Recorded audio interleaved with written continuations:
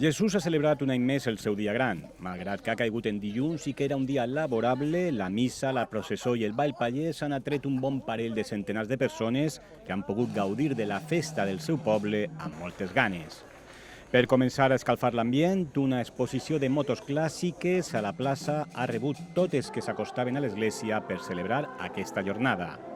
La missa del dia de Jesús ha començat puntual, mitja hora abans del migdia, a càrrec del bisbe d'Eivissa i Formentera, en Vicent Ribas, en una església plena de gent fins a dalt.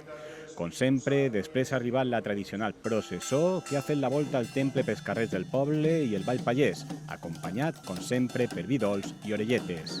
L'alcaldessa Carmen Ferrer destaca l'esperit acollidor d'aquestes festes. Hem d'agrair a tots els que col·laboren a fer aquesta festa, una festa de família, una festa de poble, una festa de comunitat per tots. Jesús, una vegada més, demostra que és una població molt participativa i que fa aquestes festes tan seues que fa que també tots els que venen de fora parròquia i disfrutin com ningú.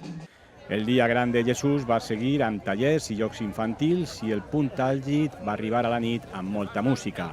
Un concert de la banda municipal davant l'església i després amb l'actuació d'Arre de Folk i Los de Varadero.